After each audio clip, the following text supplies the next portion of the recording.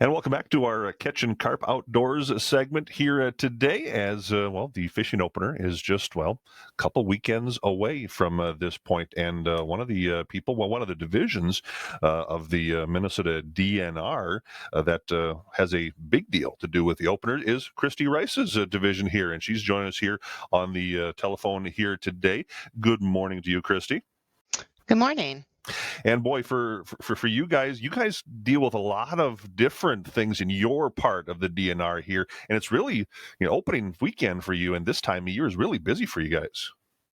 It is, yeah. Spring is our busiest time of year, getting everything ready for folks to be able to fish on opener. So yeah, it requires a lot of work, docks and ramps, and getting everything ready for folks. So Well, maybe, but before because we'll talk a little bit more detail about all the different things, but maybe just in a nutshell, tell the folks what your department does as far as the DNR goes. sure. Well, I work for the Division of Parks and Trails, and so we are in charge of taking care of our state parks, um, also our state trails, public water access sites, fishing piers. We do work with the snowmobile trails, OHV parks, which are ATV, off-highway motorcycles, and off-road vehicle parks. We also take care of our state water trails, so the canoe and boating routes, they used to be called, so in our area, like the North Fork of the Crow River.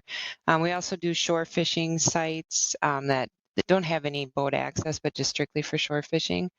Um, and I think that about sums it up. Most of our programs that we take care of. Sure. So, yeah. Sure. Now, as far as we'll focus on the accesses because that's when we're focusing on opening weekend and we're getting ready. Everybody wants to get there, get on the water, get fishing there. What do you guys have to do to get an access ready for guys like me and guys like the listeners or gals, I should say, to get their boats on the water? Sure. Well, first thing we do, as soon as ice out, we go out and check our access sites. In the Hutchinson area, we have 74 sites that we take care of. So it's in an area of Meeker, McLeod, Renville, and Sibley counties. So we go out, we check to see if there's been any damage over winter. If there hasn't been any damage, we'll put our docks in. Make sure they're leveled up, check signs, make sure everything's looking good and ready to go for the access at that point. So first thing is to put docks in. And then a lot of times over winter, the ice will cause damage to the ramps. So those concrete plank that you drive on to launch your boat, those will get pushed up and damaged over winter. So that'll be our next thing would be to go out, and it can be a real small buckle or it could be a real big mess. So typically we have to bring out some equipment and pull some out and do a little landscaping and lay them back in. Make sure that they're smooth for folks to use to land their boats. There's some other things that we take a look at. A lot of times, there's a blowhole behind the ramp that's created from power loading. We'll try to make sure that that isn't too big of a drop off at the end of the plank, fill it with rock, that kind of thing. So there's a lot of work that goes into relaying those ramps after winter. Mm-hmm. No, one question I've always wondered because you go to different lakes and each access is usually a little bit different. Sometimes there's parking, sometimes there's not. Sometimes there's a long dock, short dock, no dock, cement, those planks. How is it determined what is at an access? And do you guys, or is it more lake associations and local people that do things like that? Um, I think a lot of times it's driven locally. So if there's um, a need expressed by the local folks that they want something there, then we'll put those in. Um, a lot of our lakes around here have kind of not a great like lake bottom. They can be kind of mushy and difficult to put your boat in. So it's just a lot easier to have those plank there, just to give you some kind of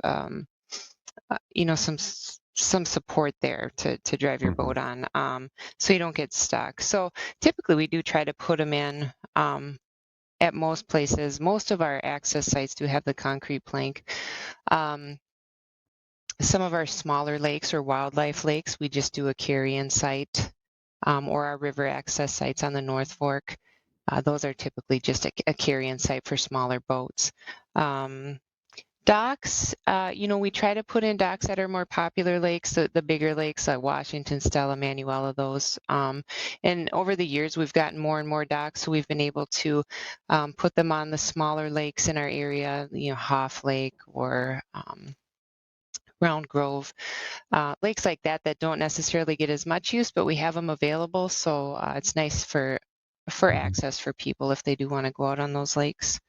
Um, yeah, so that's typically how we decide on that is just kind of if there's a need that we feel if we see a lot of vehicles using our facilities and people out, or we get recommendations or calls, we try to accommodate those requests. Mhm. Now, I'm sure it's not just you doing all this. You got a lot of people there. How many people do you have? Or maybe a better question is when you are getting this ready, right in the heart of the season right now, getting ready for opener, how many people do you have working, doing different things around your area? So in the Hutch area, which is those four counties I mentioned earlier, it's myself, and then I work with two seasonal staff. One guy is here 10 months and the other is here 9 months. So they come back in the springtime and help to get everything ready for the opener, and then continue on through the season until winter, working on the trails and the other programs that we work on. So and then we do work on public water accesses year round. So even after spring, there's always something we can be doing out there. So Sure. so yeah, it's myself and those two guys. Now, it's not just accesses you work on, and you mentioned some of the stuff you did. I know one of the things that you help with is the fishing piers around the area. Maybe talk about those. How many do you have, and what types of things do you have to do to maintain and get them ready for opening fishing too? Because it's not just on the water fishing that opens on second week or third weekend May here. Right. Yeah. So we do maintain fishing piers. A lot of times they're a cooperative agreement with a local government unit or sportsman's club. So in our area, we have 12 fishing piers. Um, we We leave all of them out except for the one on Lake Ripley. So typical spring activity would be like we had to reset the fishing pier on Silver Lake. It got pushed up a little bit, so just pushing it out, making sure the ramp is level so folks can get on there and are able to use it. The fishing pier at Lake Ripley, we actually put that out yesterday.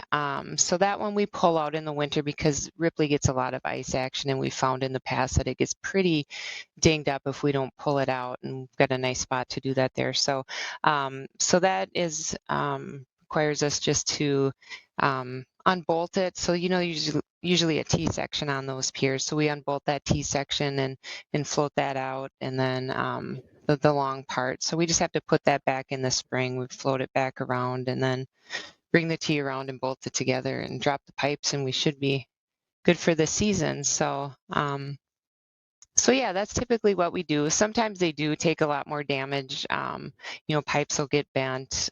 We've had a couple instances where they've just flipped over and in big storms. So you got to go out there and kind of Hmm. figure out what you need to do. But in spring, typically it's just a little bit of reset, maybe some replacing of floats, and then putting out the pier on Ripley, because that's a very popular one for shore fishing. So.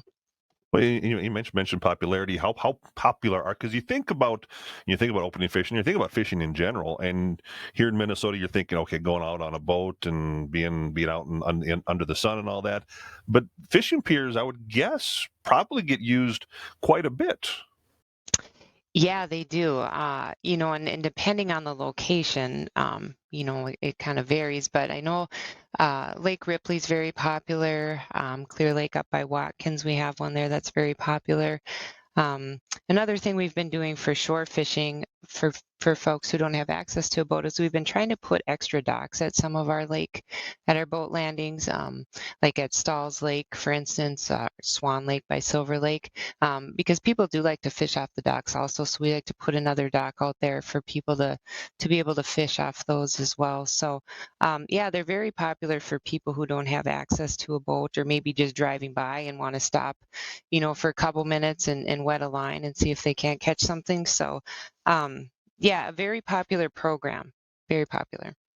Want to mention the water trails too. You mentioned that you work on those, and there's a few in the area here that you work on. Maybe first of all, for those maybe that aren't familiar with that phrase, what is a water trail, and then what do you guys work on it? Our water trails are the different rivers in the state that have been designated as a trail for folks who want to canoe or kayak or maybe even use a little john boat. Um, and they're legislatively authorized, so there is some language there designating them as a water trail. In our area, the North Fork and the South Fork are designated water trails. And so that allows us to acquire access on those rivers so people can get on.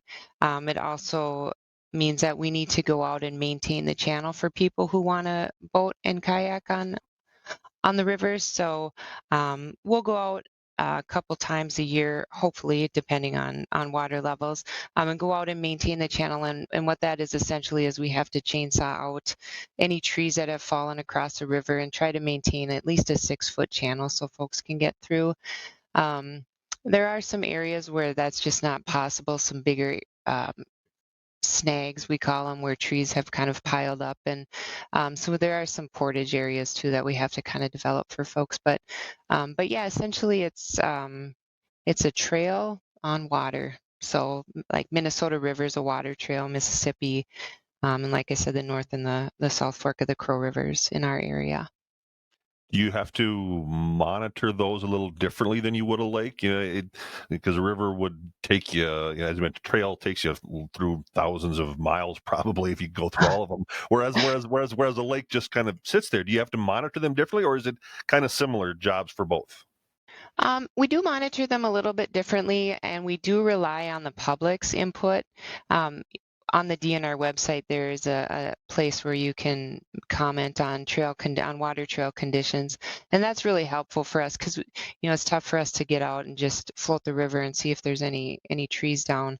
Um, and the North and the South Fork of the Crow are pretty narrow rivers, and so if you get one tree across, it kind of can plug up the whole channel. So, and that can happen in a day. So it's a little bit different in that we rely on the public a little bit more for information on where we need to do work.